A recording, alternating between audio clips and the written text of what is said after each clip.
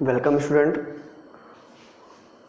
तो हम अगला टॉपिक लेकर के आए हैं आपका बहुपद का भाग। पिछले वीडियो में हम बताए थे कि बहुपद का जो शून्यक था उसको बताया गया था।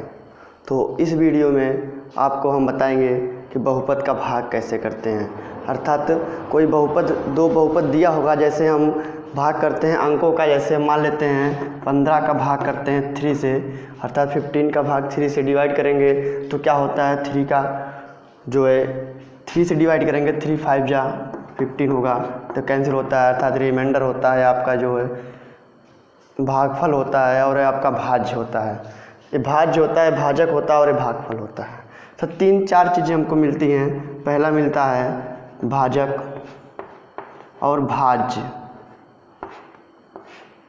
ये दो चीज़ आपको दिया रहेगा, भाजक और भाज्य। तो आपका एक तीसरा चीज़ मिलता है भागफल, भागफल। और यहाँ पे कुछ बचता है बाद में, जो 0 बचेगा, 1 2 3 4 कोई भी संख्या बचती है उससे हम कहते हैं शेषफल। क्या कहते हैं? शेष। तो ऐसे जैसे यहाँ पे भाग किया जाता है वैसे बहुपदों का भी भाग किया जाता है। जैसे यहाँ पे लिखा गया है, एक बहुपद दिया गया है कि px = x + 3x² - 1, x + 3x² - 1। दूसरा दिया गया है gx = 1 + x। कह रहा है सवाल में कि px का gx से भाग कीजिए, अर्थात gx से क्या करना है, भाग करना है किसमें, px। तो इसको ऐसे भी लिख सकते हैं px gx। तो बहुपद को पहले हम बताए थे कि आरोही या अवरोही क्रम में लिख लिया जाता है। किसी बहुपद को आरोही या अवरोही क्रम में लिख करके ही उसको हम हल करते हैं। तो बहुपद आपका ये बनेगा कि 3x² अर्थात घात को पहली बड़ी घात, फिर इसके बाद +x - 1 और आपका ये बनेगा gx = x + 1।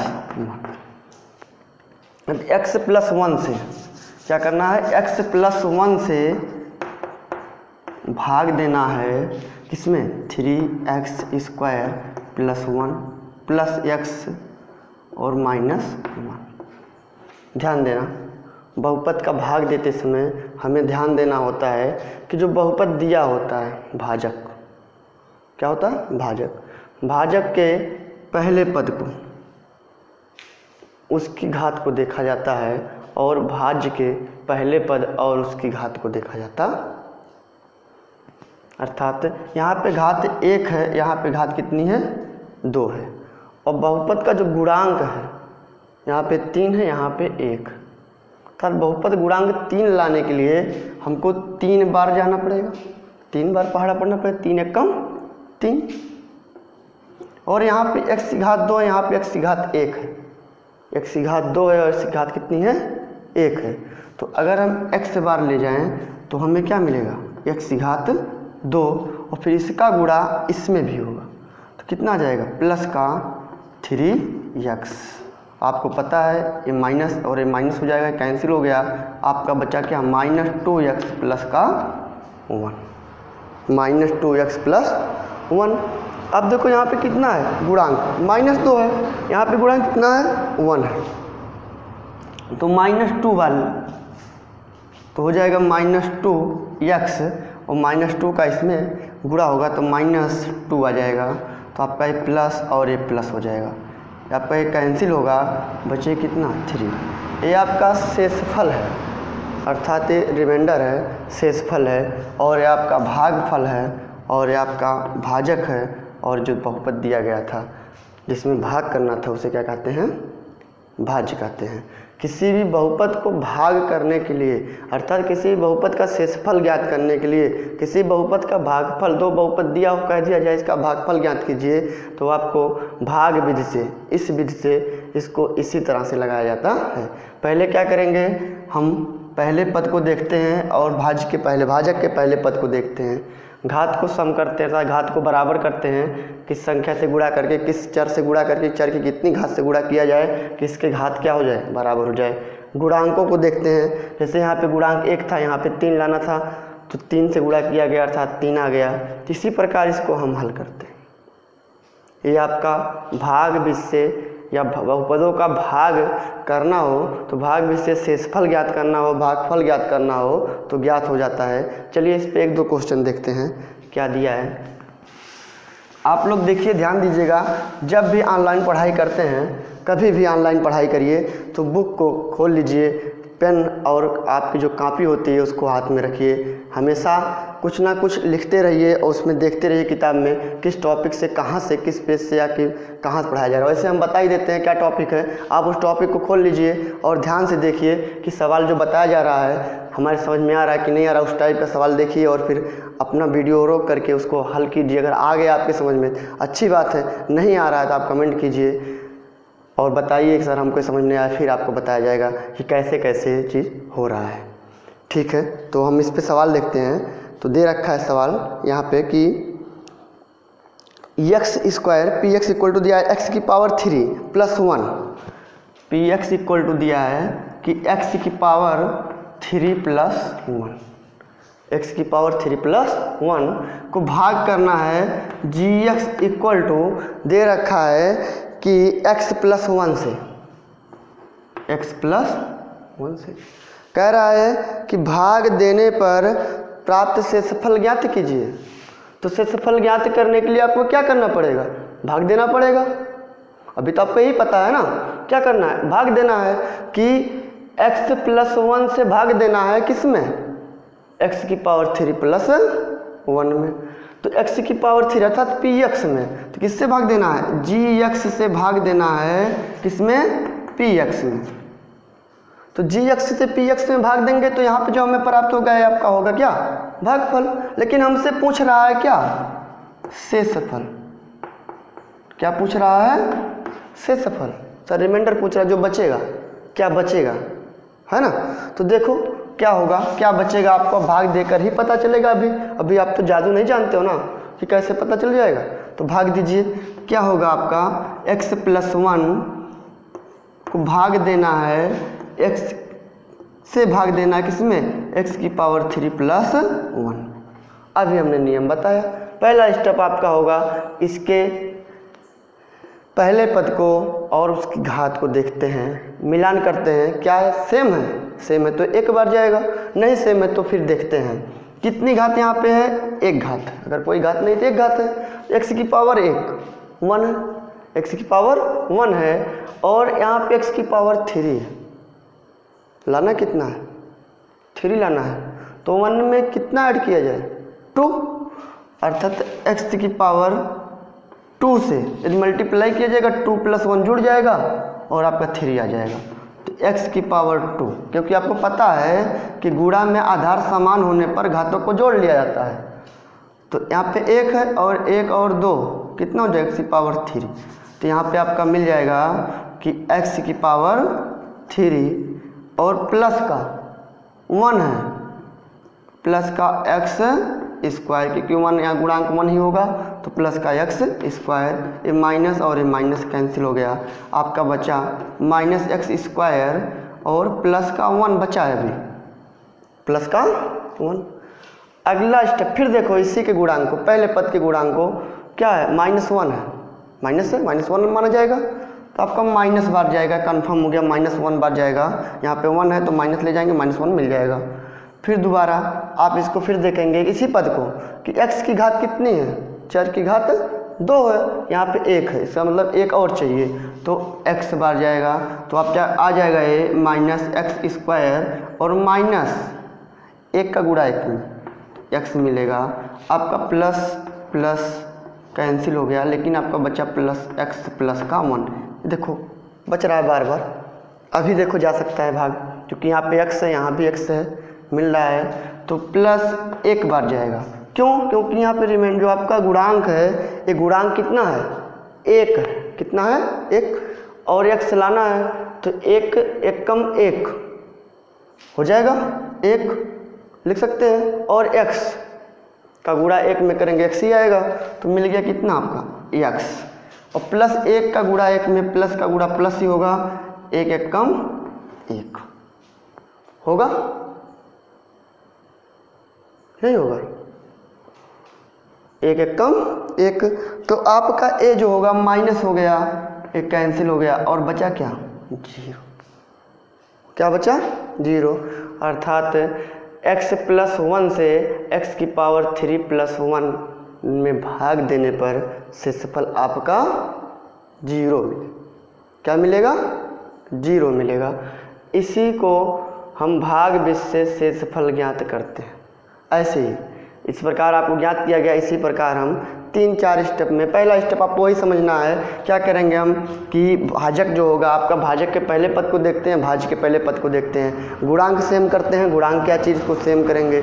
इसके बाद दूसरा क्या देखते हैं, उसकी घात को देखते हैं, घात से उतनी बार पढ़ा, जैसे हम नहीं पढ़ते हैं पहाड़ा, उसमें पढ़ा जाता है अंकों में, जैसे यहाँ भी वही चीज़ है ना, टेबल ही पढ़ेंगे। लेकिन क्या है कि x का टेबल तो होता नहीं है, होता है? नहीं होता है। तो वहाँ पे घात का देखते हैं कि घात कितनी घात से गुणा कर दें घात हमें मिल जाए, कितनी घात से गुणा करें कि घात मिल जाए, समान हो जाए, कैंसिल हो जाए, अगला पद हमें नया मिले, वही किया जाता है। तो हमें उम्मीद होगी आपको समझ में आया होगा, और अपनी किताब से इस टाइप के जितने भी सवाल हैं कि भाग दे करके शेषफल ज्ञात कीजिए या भाग दे करके भागफल ज्ञात कीजिए, तो आप इस टाइप के सभी सवाल को लगा लीजिएगा। जितने भी क्वेश्चन होंगे लगाइएगा, कोई दिक्कत होती है फिर आप कमेंट कीजिएगा, पूछिएगा। अगला है इसी से रिलेटेड कि यहाँ पे भाग विधि से भाग शेषफल ज्ञात करना था, किस विधि से? भाग विधि से। अब अगला आपका है शेषफल प्रमेय, जो आपके सिलेबस में सबसे इम्पॉर्टेंट है, बहुपद के चैप्टर में सबसे इम्पॉर्टेंट है हेडिंग शेषफल प्रमेय, रिमाइंडर थ्योरम। ये क्या कहता है? ये कहता है कि यदि किसी बहुपद px में, क्या इसमें? px में, ध्यान सुनना, px में x - a से किसी बहुपद, अन्य बहुपद x - a से भाग दिया जाए, क्या दिया जाए? भाग दिया जाए, तो शेषफल हमें हमेशा pa प्राप्त होगा। क्या प्राप्त होगा? pa। फिर से देखो, लिख करके बताते हैं आपको कि यदि किसी बहुपद px में, px कोई बहुपद होगा, इसमें क्या किया जाए कि x - a से भाग दिया जाए, x - a से भाग दिया जाए, अर्थात आपका भाजक है, ये क्या है? भाजक है, काटने वाला है, ये भाजक है, और आपका ये क्या है? भाज्य।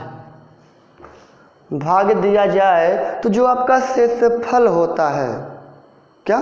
शेषफल, तो शेषफल pa प्राप्त होगा। क्या प्राप्त होगा?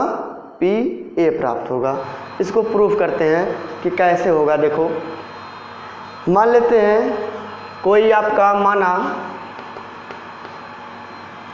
कोई बहुपद px है, इसमें आपको भाग देना है,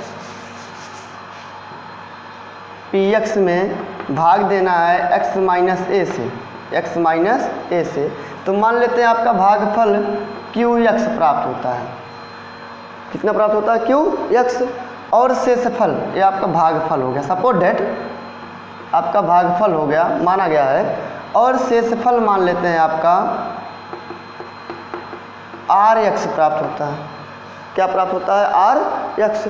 तो अभी एक नियम बताए थे आपको कि जो आपका भाज्य होता है, भाज्य इक्वल टू भाजक गुणे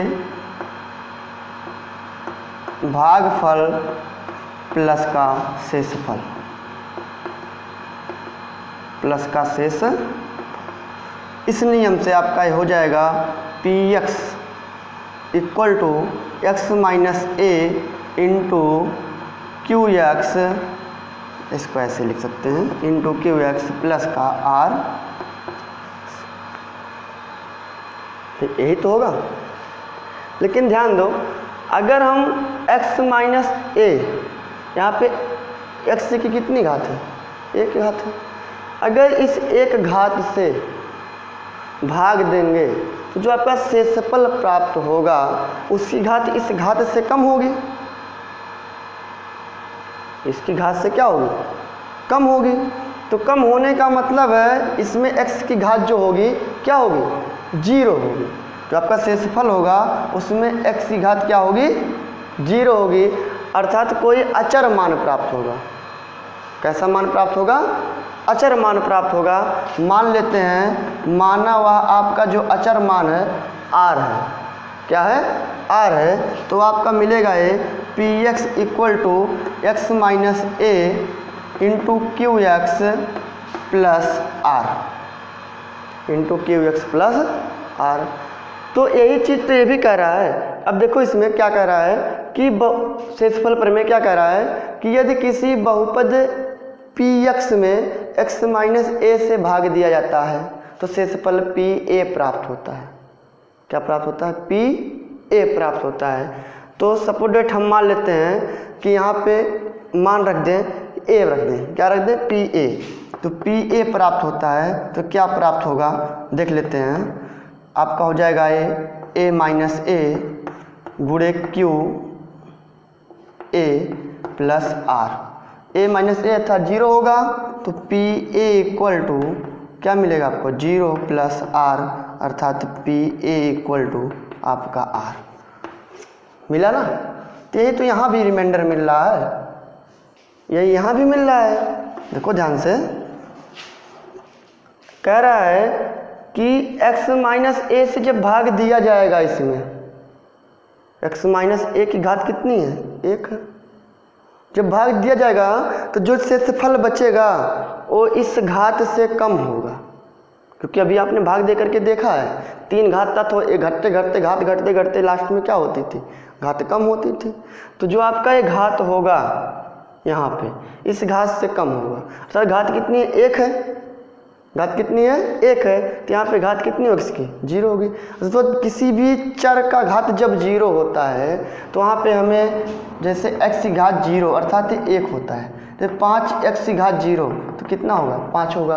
वैसे जब r(x की घात 0 हो जाएगा तो कितना हो जाएगा, r हो जाएगा। तो मान लेते हैं वह चर जो आपका अचर मान मिलेगा वो क्या मिल जाएगा, r मिल जाएगा। तो हमें r ही रिमाइंडर मिल रहा ना, इसमें शेषफल क्या है, r ही है। तो यहाँ भी वही कह रहा है कि अगर हम p इसको इस रूप में लिखें, इस रूप में लिखें तो यहाँ पे पी ए जो आपका होता है वही शेषफल होता है। पी ए क्या शेषफल होता है। तो देख लो जब यहाँ पे ए का मान रखते हैं, x के स्थान पे ए रखते हैं तो आपका जो शेषफल r प्राप्त हुआ था यहाँ पे, यहाँ भी यही प्राप्त होता है। अर्थात शेषफल प्रमेय के अनुसार किसी भी बहुपद में यदि x माइनस ए से भाग दिया जाता है तो वहाँ पे x इक्वल टू जो आपका जैसे x इक्वल टू ए रखने पर वह बहुपद क्या होगा, शून्य होना चाहिए। अर्थात इसका गुणांक होना चाहिए पूरी तरह से, इससे गुणनखंड होने पूरी तरह से कटना चाहिए, अर्थात इसका जो है शून्यक होना चाहिए। तो वहाँ से आपको उस बहुपद के बारे में अर्थात उस बहुपद का रिमाइंडर आपको प्राप्त हो जाएगा। वो रिमाइंडर क्या होगा, वह शेषफल क्या होगा, पी ए होगा। अर्थात x के स्थान पर हम इस वैल्यू को रखेंगे, x minus a equal to 0 अर्थात x इक्वल टू ए, जहाँ पे रखा जाएगा तो आपको प्राप्त होगा, शेषफल प्राप्त होगा। तो ये आपका शेषफल प्रमेय है कि यदि किसी बहुपद px में x माइनस ए से भाग दिया जाता है तो आपका जो शेषफल प्राप्त होता है वो पी ए ही प्राप्त होता है। तो इस पर आप क्वेश्चन देखिए कैसे कैसे क्वेश्चन पूछे जा सकते हैं या पूछे जाते हैं। तो एक क्वेश्चन आपको दे रखा है सेम क्वेश्चन कि